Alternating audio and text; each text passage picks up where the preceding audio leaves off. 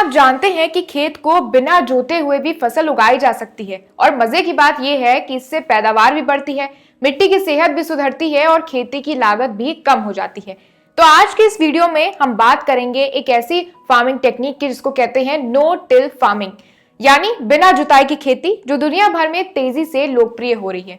No till farming का सीधा मतलब यह है कि खेत को बिना जोते, बिना मिट्टी पलटे सीधे बीज बो देना। इसके लिए zero till drill, seed drill या फिर हैप्पी सीडर जैसी मशीनें उपयोग होती हैं, जो फसल के अवशेषों को हटाती नहीं बल्कि वहीं बीच में जगह बनाकर बीज को डाल देती है।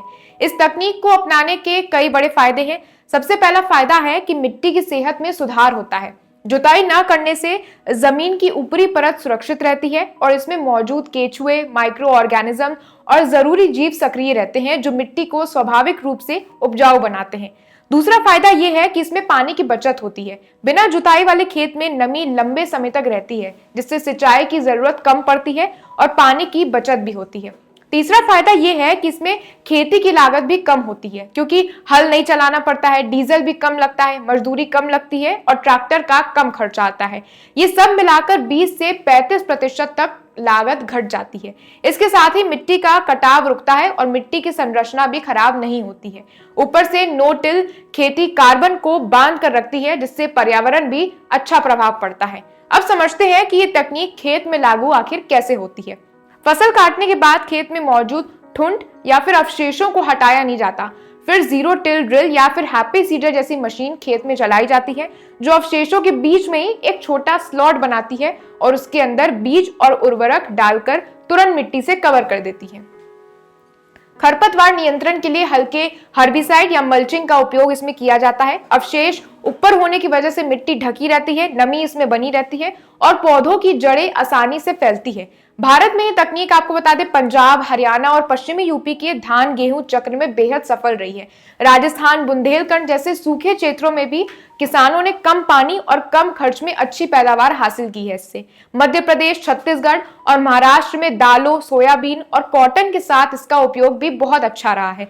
अब सवाल आता है कि नो टिल खेती में किसान की अर्निंग कितनी होती है, वो कितना कमाता है।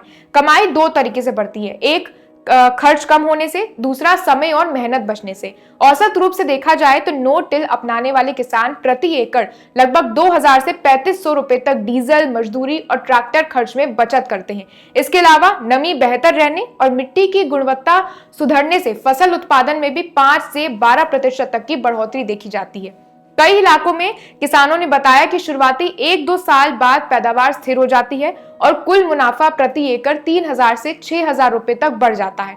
सबसे खास बात यह है कि नो टिल सिस्टम से किसान हर साल खेत की तैयारी में समय भी बचाते हैं, जिससे वे एक सीजन में जल्दी फसल तैयार कर पाते हैं और अगली बुआई की समय भी कर देते हैं, जिससे समग्र कमाई और बढ़ जाती है। हालांकि कुछ चुनौतियां भी इसमें आती हैं, जैसे शुरुआती सालों में थोड़ी पैदावार इसमें उतार चढ़ाव के साथ रहती है।